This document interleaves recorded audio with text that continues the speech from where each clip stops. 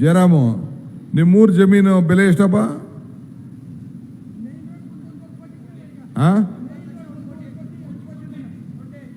Main road ಇವನು ಹೇಳ್ತಾವನ್ ತಮ್ಮಾಜಿ, main road 1.5 ಕೋಟಿ ಅಂತೆ, ಒಳಗಡೆ 75 ಲಕ್ಷ ಅಂತೆ. 5 ವರ್ಷದಿಂದ ಎಷ್ಟಿದ್ರೆ 5 ಲಕ್ಷ, 1 ಲಕ್ಷ, 2 ಲಕ್ಷ, 3 ಲಕ್ಷ ಇತ್ತು. ನಿಮ್ಮ ಪ್ರತಿಯೊಂದು ಕುಟುಂಬಕ್ಕೂ ಒಂದು ತೀರ್ಮಾನ ಇವತ್ತು ಬಿಡದಿಲಿ 2.5 ಕೋಟಿ ರೂಪಾಯಿ ತೀರ್ಮಾನ ಮಾಡಿದ್ದೀನಿ. ಕುಮಾರಸ್ವಾಮಿ ಜಮೀನು ತಗೊಂಡಿದ್ರಲ್ಲಿ 6,000ಕ್ಕೆ 7,000 ರೂಪಾಯಿಗೆ ಒಂದೊಂದು ಎಕರೆನ. ನಾನು 7-8 ಲಕ್ಷಕ್ಕೆ ತಗೊಂಡಿದ್ದೀನಿ ಅಲ್ಲಿ ಒಂದೊಂದು ಎಕರೆನ. ನಂದು ಒಂದು 10-20 ಲಕ್ಷ, 10 ಎಕರೆ 20 ಎಕರೆ ಅಲ್ಲಿ ಬಿಡದಿ ಹೋಬಳಿಲಿ ಜಮೀನದೆ. ಇವತ್ತು 2.5 ಕೋಟಿ ರೂಪಾಯಿ ತೀರ್ಮಾನ ಅಲ್ಲೂ ಮಾಡಿದ್ದೀವಿ ಸರ್ಕಾರ ತೆಗೆದುಕೊಳ್ಳೋಕ್ಕೆ ಪಕ್ಕದಲ್ಲೇನೆ.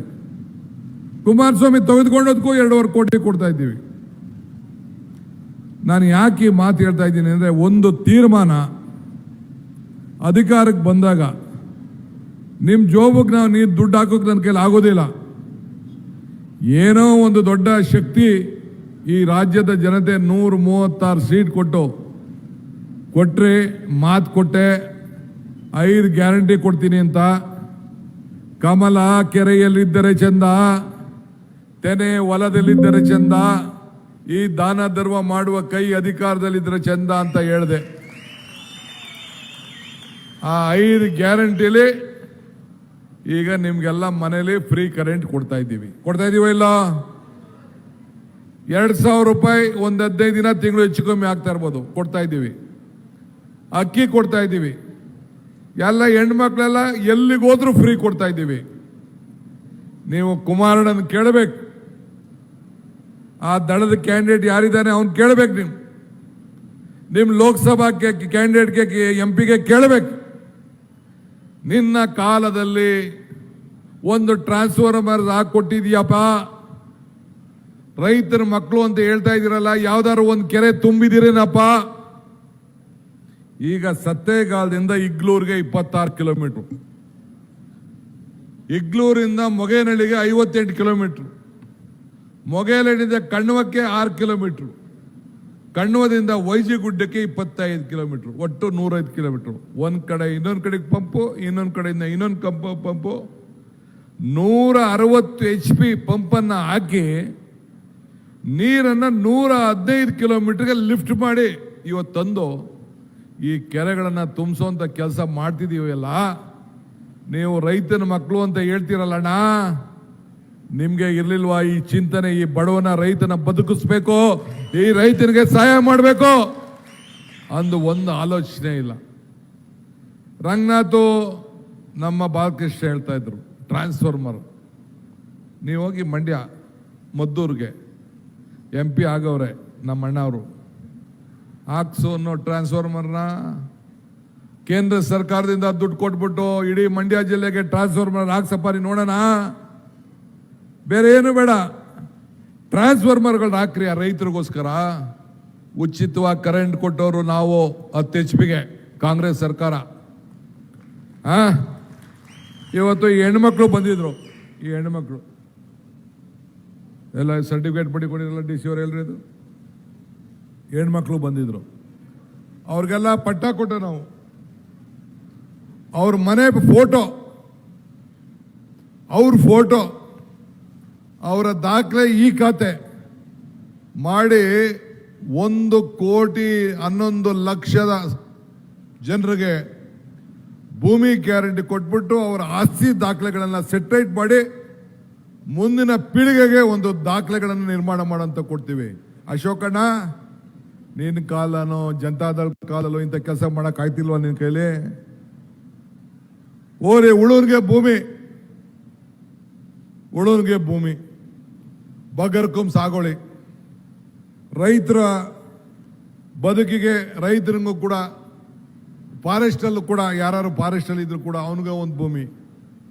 ಇದೆಲ್ಲ ತೀರ್ಮಾನ ಡೆಲ್ಲಿ ಆಗಲಿ ಇಲ್ಲಾಗಲಿ ಯಾವ್ದಾದ್ರು ಒಂದು ಕಾನೂನು ತಂದು ಒಂದು ಕೆಲಸನೂ ಮಾಡೋಕ್ಕಾಗಲಿಲ್ಲ ಅಂದಮೇಲೆ ಇನ್ನು ಯಾಕೆ? ಈಗ ನಮ್ಮ ನೀರಾವರಿ ಇಲಾಖೆ ನನಗೆ ಕೊಟ್ಟರೆ ನೀರಾವರಿ ಇಲಾಖೆಗೆ ಈಗ ತಾನೇ ಮಾತಾಡ್ದು ಈ ಯೋಜನೆ. ಇದೇ ಶ್ರೀರಂಗ ಯೋಜನೆ. ಮಾಗಡಿಗೆ ಏನೋ ಲಿಂಕ್ ಅಲ್ಲ ನೋಡಿದೆ ಅಲ್ಲಿ. ಈಗ ಮಂಜೂರಾತಿ ಪತ್ರ ಅವನ ಫೋಟೋನು ಇದೆ, ಆ ಮನೆ ಫೋಟೋನು ಇದೆ, ದಾಖಲೆ. ಲಿಫ್ಟ್ ಇರಿಗೇಷನ್ ನಲ್ಲಿ ಮಾಡಿಬಿಟ್ಟು ನೇರವಾಗಿ ಆ ಕುಣಗಲ್ಗೆ. ಅಲ್ಲರಿ ನಾಗರಾಜಯ್ಯ, ನೀನು ನಮ್ಮ ಹಿರಿಯ ನಾಯಕ, 4 ಸತಿ ಇದ್ಯಾ.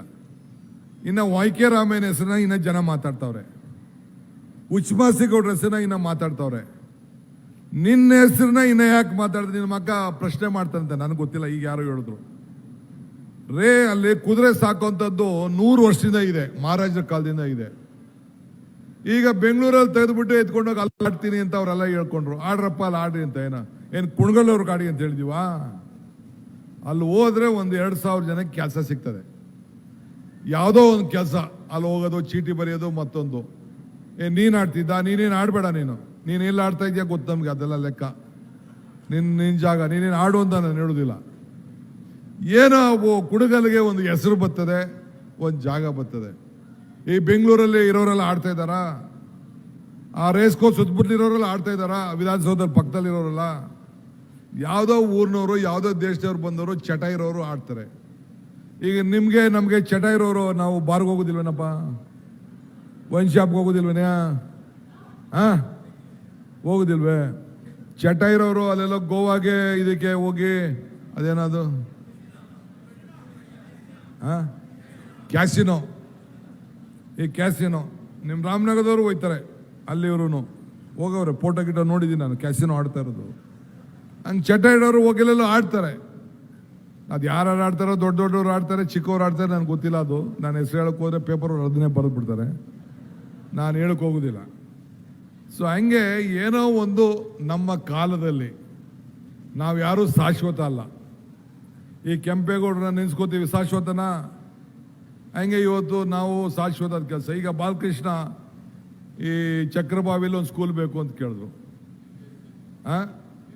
ಅಲ್ಲ ಆಯ್ತು, ನಾನು ಅದಕ್ಕೆ ಕೇಳಿದೆ ಸುತ್ತಮುತ್ತಲು ಜನಸಂಖ್ಯೆ ಏನಪ್ಪ ಅಂತ. ನಾನು ಚಕ್ರಬಾವಿಗೆ ಚಿಕ್ಕ ಹುಡುಗನಾಗಿದ್ದಾಗ ಬರ್ತಿದ್ದೆ, ಪ್ರತಿ ವರ್ಷ ಬರ್ತಿದ್ದೆ. ನಮ್ಮ ತಾಯಿ ಅಕ್ಕನ, ನಮ್ಮ ತಾಯಿ ಇದಾರಲ್ಲ, ನಮ್ಮ ತಾಯಿ ಅಕ್ಕನ ಈ ಚಕ್ರಬಾವಿಗೆ ಆವತ್ತಿನ ಕಾಲದಲ್ಲಿ ಕೊಟ್ಟಿದ್ರು. ಈಗೂ ಬದುಕಿದ್ದಾರೆ. ಸೊ ಅವರು ನಮ್ಮ ನಾಗರಾಜು ಇನ್ಸ್ಪೆಕ್ಟ್ರು ಇದ್ರಲ್ಲ, ಅವರೆಲ್ಲ ಒಂದೇ ಮನೆಯವರವರಲ್ಲ. ಈ ಮೀನಾ ಅಂತ ಅವ್ರ ಮಗಳು IAS ಆಫೀಸರ್ ಇದ್ದಾರೆ, ಅವರೆಲ್ಲ ಇದೇ ಊರು. ನಾನು ಸ್ಕೂಲಲ್ಲಿ ಇರುವಾಗ ಬಂದು ಹಬ್ಬಕ್ಕೆ ನನ್ನ ಕರ್ಕೊಬರೋರು. ಸೊ ನಿಮ್ಮೂರು, ನೀವು ಬರ್ತಿದ್ದೆ, ನೀವು ಏನೋ ಮಾಡಬೇಕು ಅಂತ. ಈಗ ಬಾಲಕೃಷ್ಣ ಒಂದು ಅರ್ಜಿ ಆಗ್ತಾ ಇದ್ದ ನನಗೆ, ಈಗ ಒಂದು ಸ್ಕೂಲು ಅಂತ. ಎಲ್ಲಿ ಏನಾದ್ರು ಮಾಡಲೇಬೇಕಲ್ಲ. ಈಗ ಅದಕ್ಕೆ ಅದ್ರ ಬಗ್ಗೆ ನಾನು ಏನು ಮಾಡಬೇಕು ಅಂತ ನಾನು, ಸುರೇಶು, ಬಾಲಕೃಷ್ಣ ಮಾತಾಡಿ ಇಲ್ಲಿಗೆ ಬಂದು ಈ ಭೂಮಿ ಮೇಲೆ ಹೆಜ್ಜೆ ಇಟ್ಟು ಮಾತಾಡ್ತಾ ಇರೋದಕ್ಕೆ ಒಂದು ಏನಾದ್ರು ಸಾಕ್ಷಿ ಗುಡ್ಡೆ ಬಿಟ್ಟು ಹೋಗ್ತೀನಿ ನಾನು. ಆಮೇಲೆ ಮಾತಾಡ್ತೀನಿ ನಾನು.